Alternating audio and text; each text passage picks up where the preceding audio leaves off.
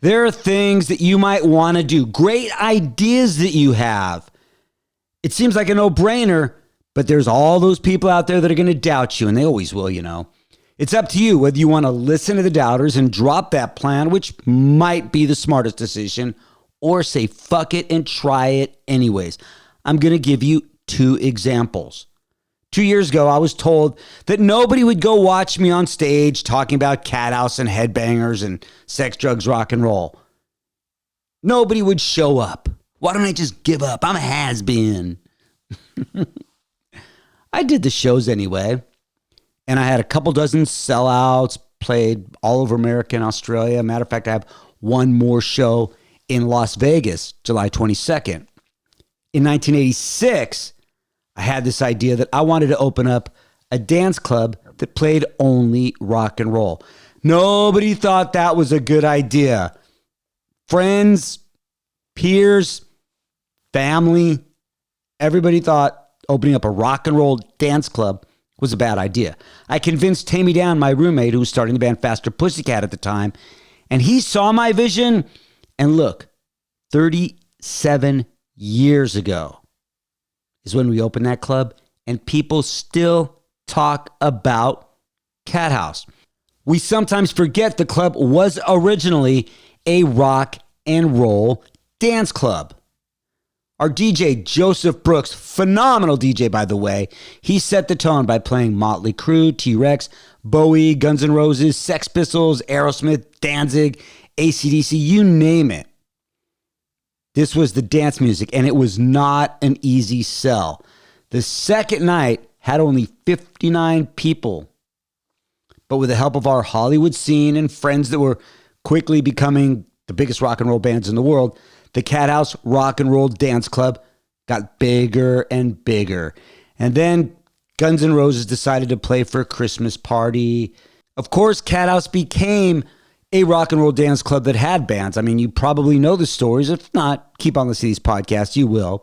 But some of the biggest rock and roll bands played at our rock and roll dance club. But remember, when bands weren't on stage, DJ Joseph was playing music and the dance floors were packed. I'm serious. It was 75% women. Now, when I say that, I don't know if that's going to offend anybody. And please understand that I am not making this up. If you think that I'm making that stat up, you were never at the Cathouse. That's just the way it was. If I go back to think about Cathouse as the rock and roll dance club, there's one band that always comes to mind. Several of their songs packed the dance floor every single time. And they hung out at the Cathouse, even though they never played there. Or at least I don't think they did. Maybe they did. The album was packed with rock and roll dance hits. And the album was called Electric, and it was from the Cult. I mean, think about this for a second. Little Devil, Love Removal Machine. I remember standing by the dance floor at the Cathouse, and all of a sudden you hear this, which is the starting of Wildflower. You have to take my word for it. It sounds just like that. The Cult was started with guitarist Billy Duffy and Ian Astbury. The Cult are still playing these days, and they still look and sound phenomenal. And Billy Duffy has always been a very good friend. We've taken long-distance motorcycle rides together, and he was a Cathouse regular. But we never really talk about the old days much. But for this episode, we do. And in the podcast, you're going to hear a little uncomfortable moment because it turns out that Billy Duffy and I had something in common, something that just didn't sit right with me. Of course, we also have Cathouse stories, but let's also look at that pivotal album, Electric. This is a good time for you to be at the Cathouse, right? It's Tuesday night in Hollywood. It's 74 degrees. Like always, Billy rode a Triumph Bonneville motorcycle to the club.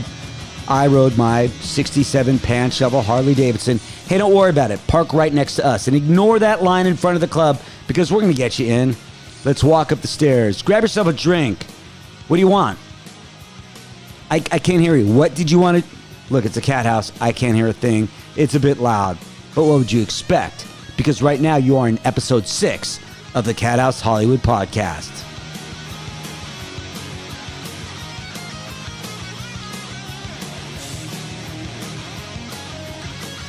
Coming to you from the Cathouse South Studios in Race City, USA. This is the Cathouse Hollywood podcast, and I am Riki Rachtman. And we have got some great stories about the club, and we are going to even share some stories with the Cults Billy Duffy. But first, you need to listen to this. Do you love coffee? I mean, really love coffee? Do you know what specialty coffee is? It's a coffee that scores above 80 points on a 100-point scale. Specialty coffee is grown at high altitudes with care and attention from local farmers. There is a specialty coffee with a name you already know. Introducing Cathouse Coffee. I'm Lea Vendetta, CEO of Cathouse Coffee. Riki and I are there every step of the way. We roast in small batches, so when you get a bag of Cathouse coffee, you know it's fresh, 100% Arabica, dark roast. Cathouse Coffee, your new favorite coffee. Order at cathousecoffee.com. Cathouse was a rock club that opened in 1986. With all the attention this club has been getting lately through this podcast, interviews I've done, and the thirst so many of us have for the tales from that era of rock and roll, you would think that the Cathouse is still up and running somewhere in Hollywood. But that's not the case. The Cathouse is no longer open. Its original location on La Cienega in West LA is now a Loehmann's department store. The location where Cathouse cemented its place in rock history was at 836 North Highland in West Hollywood. It's now a furniture store. The Cathouse has been closed much longer than it was ever opened. Usually when people reference Cathouse, they talk about the bands that played there. Yeah, the live performances were legendary. The best and greatest hard rock bands from the late 80s and early 90s were on our stage. For those that were not around back then, the vision that you might have of the Cathouse may be just another live venue with crazy stuff happening on and off stage. Those that actually went to the Cathouse know it was open for a year before we even had live bands play. The Cathouse was a rock and roll dance club. Many times the Cathouse would be full, at capacity, and bands weren't even lined up to play. Yes, sometimes Joseph would play more underground rock songs, but the dance floor would remain packed. The one band I didn't mention, I would say, was the definitive Cathouse rock dance club artist. Rarely does a band put out an album where almost every song is guaranteed to get a scream from the girls and a pilgrimage towards that big open space known as the dance floor. What band was the number one rock dance club at the Cathouse? They weren't even from Los Angeles or even America. They had formed 3 years before the club opened in England. I'm talking about the Cult. Yeah, they'd put out records in 84 and 85, and Joseph would play a few cuts from those albums. But in 1987, when the Cult released Electric, it was a game changer. After the first year at Cathouse, we had to move to a new location because the first spot, the Osco's Disco, was getting shut down. The Cathouse moved to 836 North Highland, which had a massive dance floor. In 1987, rock was alive. And this whole rock dance club thing worked. It worked in a big way. And it was so damn cool. I loved it. You would walk into the Cathouse, up the stairs, past the upstairs bar, and look over the balcony to the dance floor down below. The floor would be jam-packed with hundreds of people dancing. Due to the no camera rule, there aren't a lot of photos or videos of the dance floor. Believe me, if you have some, post them on the Cathouse Hollywood Facebook page. But the photos that I've seen, they look, I hate to say this, nostalgic. I know it was a while ago, but it just doesn't seem like that long ago to me. But you look at those photos and you look at that big hair on both the men and women. You look at the jeans and boots and leather jackets. You look at those women, and it was truly what made this place stand out. And it's a difficult task to describe without sounding like some drooling old perv or some carnival barker describing an illusion that never really existed in order to make it sound more grandiose than it ever was, but it really was like everything you had heard. More women then men, and yes, the attire was very minimal. And yes, there was a lot of emphasis on skin and cleavage. But let's be honest, everybody wasn't good looking. Everybody wasn't in shape. But that didn't matter. You could still dress the part if you wanted. Lingerie, bras without a shirt over it, big exposing portions of jeans cut out to show the leg or ass or whatever. And yes, there were porn stars and there were strippers and there were models, but there were also school teachers and there were housewives and bankers, and it didn't matter. We bathed in the decadence, and many of us lived that lifestyle of recklessness. Some did only on Tuesday night. You could let loose and dance and get sexy and slutty and sleazy and try to hook up with a stranger or be the tease. Maybe when the night came to an end, you didn't go straight home. Perhaps you woke up with regret or a feeling of accomplishment. Or maybe when the music was over, you came to your senses and slipped back into reality and responsibility. It was dancing. It was an escape. It was glorious. It was rock and roll. In 1987, new albums like Guns N' Roses' Appetite for Destruction, which had so many songs you could dance to. Welcome to the Jungle, Mr. Brownstone, Paradise City. Don't forget, Def Leppard Hysteria was released in 1987. Rocket, Animal, and of course, Pour Some Sugar on Me. 1987, Motley Crue's Girls, Girls, Girls was released. That was a rock dance album. And when that song, Girls, Girls, Girls, played, it didn't matter who you were outside of the cat house. If you were a female, for 4 minutes and 30 seconds on the dance floor, you were on the stage at the Seventh Veil or Marble Arch or the Tropicana. Actually, a lot of the girls that worked at those clubs really did go to the cat house and were probably on the dance floor. Faster Pussycat, LA Guns. They loved staring at the dance floor to see people dancing to their debut album. It didn't sell as many records as Appetite for Destruction, but immediately it brings back memories of the cat house whenever I hear a song from the album Electric.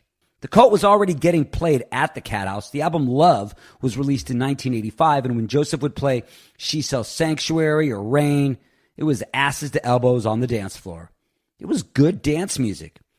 Ian Astbury and Billy Duffy, the founding members of the Cult, were even cat house regulars, especially Duffy. Almost any Tuesday, you would find Billy Duffy hanging out with Sex Pistols Steve Jones, usually on motorcycles parked out front. The album Electric took this goth post-punk band into a more hard-driving AC/DC vibe, and a lot of that had to do with another cat house regular, Rick Rubin.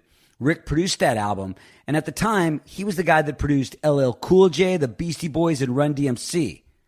But he also produced one of the greatest thrash albums ever, Slayer's Rain and Blood. Cults Electric was released in 1987, and I'm pretty sure Joseph Brooks played it at the cat house before anyone caught wind. You didn't have to be from LA to be a cat house band.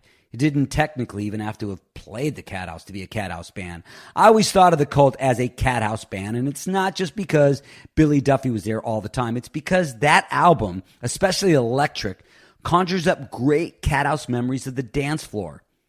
Billy Duffy and I have become better friends decades after the cat house closed. The Cult were supposed to play a show in North Carolina. Before they took the stage, a gnarly storm came in and canceled the show. The only benefit of the tornado warning was it gave us a little time to do nothing. So Billy Duffy and I reminisced. I was in LA basing myself out of Los Angeles, but I was kind of not technically living there. I was on like work visas and so forth. So I was based out of Los Angeles from 88. Till about 94, actually, I was based out of Los Angeles. The best years. Kinda. But you hung out at the cat house. I personally went to the cat house when it was the cat house. I went and fed the cats. What do you remember? And you did too. What do you remember of that era? My recollections... Now, one of the things was, as you were probably riding a motorbike as well, I didn't drink that heavily around Hollywood because, first of all, I didn't find it necessary to drink as heavily as I did in England to communicate with people. Right. People were generally, I thought, a bit friendlier. And I wasn't concerned that, like, in a lot of the British clubs, you'd be worried, like, if somebody wanted to, like, fight you for looking at their pint or, you know, whatever. It's like I didn't think I was going to have to fight my way out. So I was kind of relaxed. I didn't have, like, a few Jack and Cokes to get in the mood. So I would just go there and hang out. We'd ride the motorbikes. And obviously, you know, only a complete maniac drives a motorbike while drinking. So I used to just go and we'd hang out and look at the girls. And usually it was you and Jonesy. I was guilty of being Steve Jones's sidekick. And he dumped me there a couple of times for sure. Right. The thing about the Cult, and I don't know if I've ever told, because we've been friends for a long time, and Yes, we don't really talk about rock and roll stuff when we're just hanging out. No. But there's something that I don't know if I told you, even though a lot of people think, like, yeah, Guns N' Roses and the Cat House, but without a doubt, the Cult were the most popular dance song whenever there was to play the dance floor. There's probably like 7 or 8 songs that you played the Cult, and especially you hear that dan-na-na-na, which means the girls scream, and the dance floor was packed. There was definitely we were a big component of that because I used to go out. I used to pride myself on being able to go out 7 nights a week. I was pushing it a little bit on a Sunday, but we used to go to all those different clubs, and there was a different night for each club, and there was the dance thing was interesting with the Cult because that's one of the things people often like. Oh well, that's kind of where we started. Was like the post-punk kind of gothic thing with lots of bands, and we were just the most rock of them all. Like the way me and Ian, I guess our style, or when we got together, it started evolving into just more of a straight-ahead rock thing.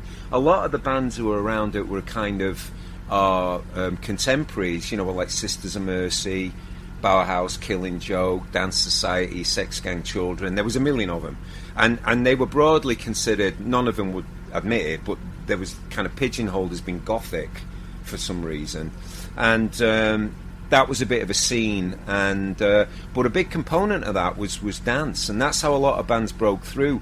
Was making 12 inches of their songs and putting them on the dance floor. That's kind of how She Sells Sanctuary, which was our first big single in the UK, sort of broke. It was a combination of dance floor stuff, and it wasn't just for the Cult, because all those bands I mentioned pretty much had hits on the back of putting singles out and doing dance mixes. So the fact that we were cognizant of like clubs and DJs and getting that, because a lot of the time the radio wouldn't touch you, particularly in England. You know, that was the other component. You know, people growing up in America don't understand. You know, in England there was like, in the late 70s and early 80s, there were really only about 2 shows that played progressive alternative rock music. John Peel was one, and there was no music on television hardly. It started coming about, but there was a very limited exposure. So that you just fought with whatever tools you could do to get known and dance. So by the, you know, it wasn't a big jump. Musically, the Love album, which Sanctuary's on, was kind of an American college radio album, and we toured and we did interviews with all the college stations. We got an award, College Radio Single of the Year, which I believe is the only award we've ever won for anything. Really? Ever. Surprise. But it was given to us by Yoko Ono, and Ian's got it on his mantelpiece somewhere. But that's, we're not exactly one of those bands that gets awarded anything. But so jumping to Electric, there was only about 18 months between doing the Love album and the Electric. So Wildflower, the song you were alluding to, was a big dance song. We always were conscious, even if it was straight ahead, more like an AC/DC vibe, it's about the backbeat. You know what I mean? It's always about that swing, and it just was always important for us, and it's kind of how me and Ian, I guess, differentiate, broadly speaking, metal and rock. Rock music is aimed from the waist down, and metal seems to me to from the waist up. There are some examples where it crosses over, and that's Judas Priest, Unleashed in the East, right, which is a disco metal album, which I possess, and cherish. But other than that, you've got your AC/DC on one side, and Aerosmith, and to me, like organic blues-based rock. And on the other side, you've kind of got metal, which, you know, obviously started with, you know, Zeppelin and Black Sabbath. And those are the two kind of food groups, you know, that if you're a musician, you kind of go for one or the other, you know. Was there a conscious change to go that AC. I mean, when absolutely. Rick Rubin Yeah. came around, and I'm always bringing it back to the Cat House because Right. I'm just thinking, Sanctuary, everybody was dancing. That song play at the Cat House, it would pack the floor. But when the other album, when Wildflower came out, all of a sudden it's like, wow, like this is a game changer. And I mean, it packed the dance floor more than any other song at the club. Yeah, no. Thank you. It was. Actually, the whole album really did. It was a conscious decision on the part of Rick. But what to get to the point of doing the album with Rick, we tried to do it with the same producer as the Love album, because we'd had a hit with him. We'd had 3 hit singles in England. We'd had a reasonable success, and logically, you go back in with the guy who you had the success with. But the difference was we toured America a lot by then. So we went back in the studio, having listened to a little more classic rock and been exposed to that. And like the kind of hip-hop thing was just starting in New York, the very early seeds, like the Beastie Boys. And we were listening to that and hearing like, oh, hold on a minute, they're like rapping and it's an AC/DC riff and there's a drum machine. That's interesting. And then we were kind of all this thing. So we failed to make the follow-up to the Love album that we wanted to make, which was more of an organic rock album. We kind of we did this overblown version, spent hundreds of thousands of pounds on it, mixed it, and went, oh, it's no good. So we went, and the idea was to salvage the album by going with Rick Rubin, and Rick said, okay, I will remix your album as long as you let me cut one song from the ground up in New York. We met Rick, flew over, met him, hung out. He didn't drink, so I didn't trust him, but we talked about... He's basically was this. He's like, do you like AC/DC? I went, yes, I've seen them many times with Bon Scott. He said, do you like early Aerosmith? I said, in general, yes. Pretty much early Aerosmith. And he said, what else? He said one other thing, something about Zeppelin, early Zeppelin. He said, okay, cool, let's make a record. That was about it. That was his audition process, which was funny because at the time he'd really done not much. He'd done the Beastie Boys. I don't think he'd actually produced a band with a real drummer. And of course there was Rick and his sidekick, George Draculius. Right. And George was very involved. They were a partnership. And he brought in Andy Wallace. But the reason why Electric kind of sounded like it did was we flew over to New York with the budget and the intention of just cutting one song and remixing the album we just spent hundreds of thousands on in England. I don't think Rick had that as a plan. I think Rick wanted us to recut the whole thing. So he kind of said, okay, so on this record that you've done that you don't like, what's your least favourite song? Which one was the least satisfying? So I said, well, the song Peace Dog, because we had all the same songs pretty much. I mean, it wasn't like the 2 versions we wrote any new songs. They were all there already. We just completely redid them in a different fashion. So anyway, we did. He said, all right, well, let's work on that. We worked on Peace Dog, and him and George got involved, and it's funny, because Rick really doesn't know much about music. He's not a musical person. He knows what he wants to hear, and he loves music, but he's not a musician. George is more of a musical guy, and he can play, and he would interpret. Not being from either background, right? Is it important for a producer to be a musician? No, not important, not at all. It's not vital as long as you hire the right people and have the vision. There's producers who are not very hands-on, and there's a lot of producers who come from an engineering background and have the technical skills, and some of them have that and are musicians. But it's not vital to be a musician or have a deep musical knowledge. Rick just knows what he likes. Okay, we have been talking about the Electric album with the Cults Billy Duffy, but now we need to bring it back to the haven for raunch and roll, the Cat House. But first, I want to spend just a couple seconds to let you know that you can get Cat House t-shirts just like the ones we used to sell, and Cat House hats and sweatshirts and really cool stuff at cathousehollywood.com. That's cathousehollywood.com. Cat House memories. Okay, there's a girl who should remain nameless, but her initials begin with a D. Okay. Her first name began with a D. Yes. And she used to dress in the most outrageous outfits. And all I remember was one night she'd taken a pair of jeans and cut away most of the jeans so they resembled kind of like stockings with like little bits of denim up her thigh. So, and then was like, she'd cut the jeans into kind of a thong. So they were like chaps with a thing and a thong, and like her ass was hanging out, and of course she had like gigantic heels on. Right. That I remember very vividly. Her first initial was D. Yes. That's so bad that I'm just sitting here trying to think of who it is. Well, you can. I think I might. Oh, I hope I don't know who it is. I think you do know I who it hope is. I don't know anyway, who it is. But anyway, that was no judgment. It just was very provocative and very. She owned her own sexuality, shall we say.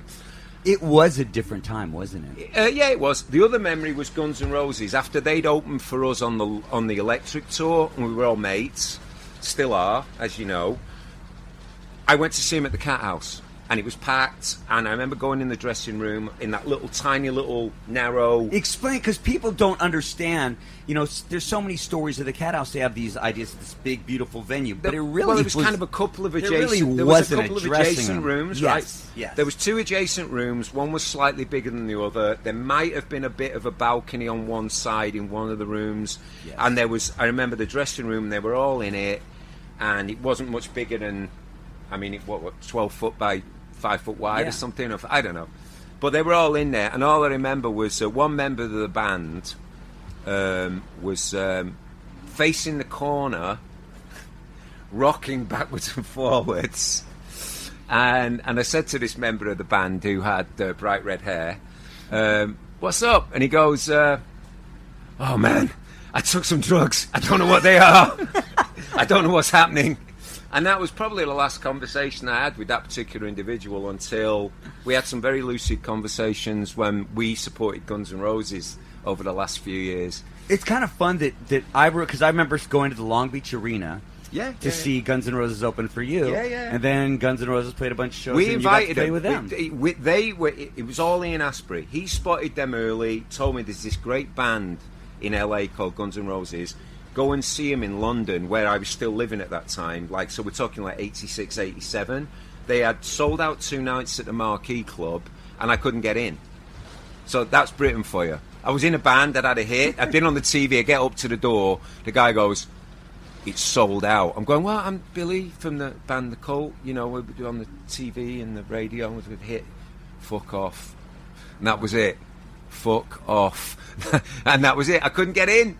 These are times that you if I wanted to, you can't duplicate that era. You really can't go back. I think it's too it's politically different, man. correct. Whatever, it is what it is. I know a lot of the musicians who came before me from the generation that I grew up liking, and I love to hear their war stories. Right. Do you know what I mean? I've got my own war stories about punk rock and the Pistols and Manchester and the Buzzcocks and all that. And then it just is what it is. It's great. I'm just totally happy. Things turned out great. I'm surprised you stayed in LA. Well, backwards and forwards. I came back when the Cult reformed in '99, and I had no intention of moving back to LA. I would come and visit and stay with Mr. Sorum, who always had a resplendent mansion somewhere, and he'd give me a room, and I'd stay for a month, enjoy a month in the California sunshine, and bugger off back to England. So I was pretty content, but I got the call, and Ian wanted to do the band again, and enjoy doing the call. I enjoy Ian.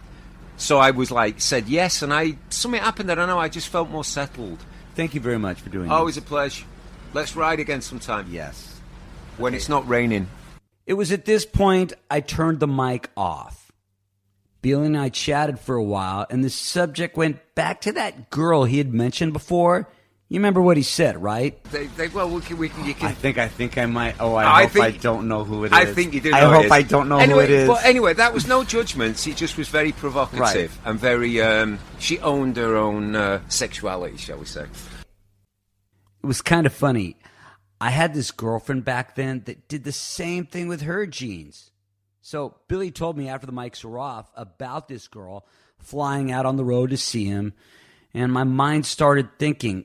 The letter he said her name started with was the same letter of the first name of my girlfriend back then. The one that had to travel every so often because of her modeling. Nah. Yeah, it was the same girl. The same time. It was so Cathouse.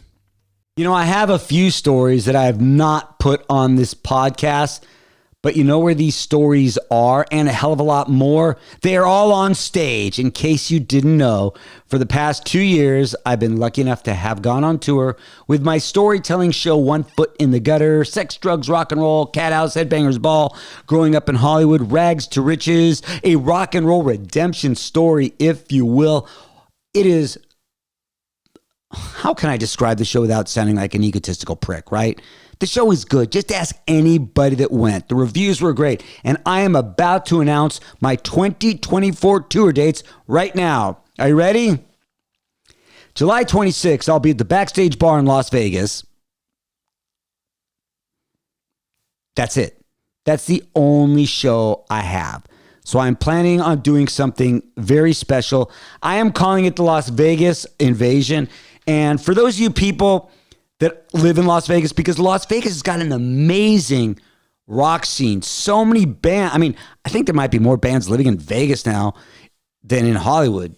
I mean, I know they're living in Nashville. They're living in Las Vegas. Maybe some are living in Austin. Maybe they ain't living in Hollywood anymore, I don't think.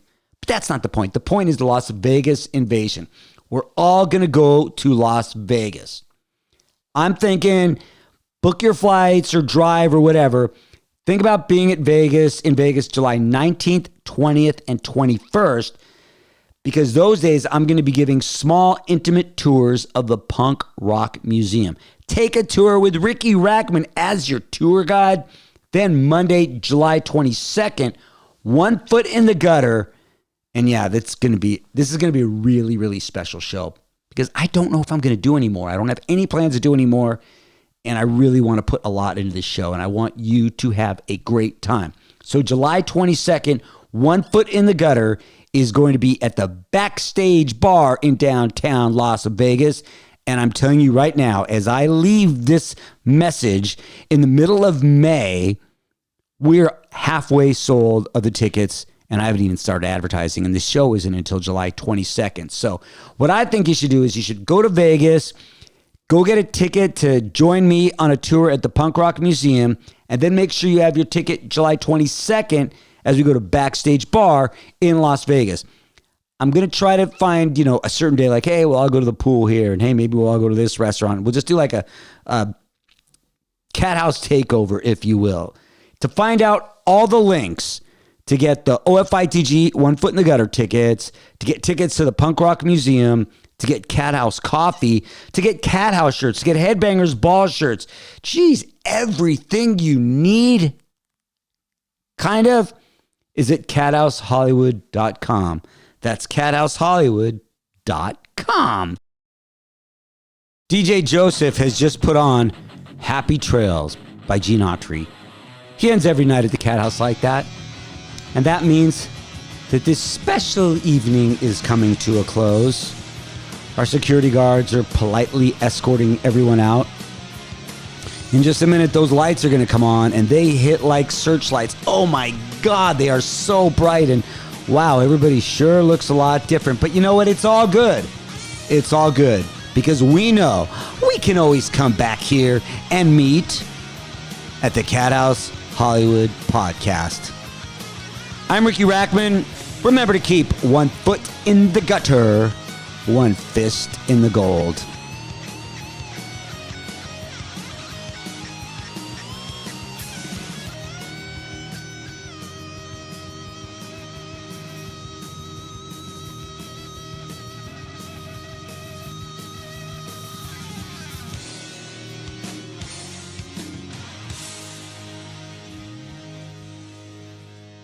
I like that song.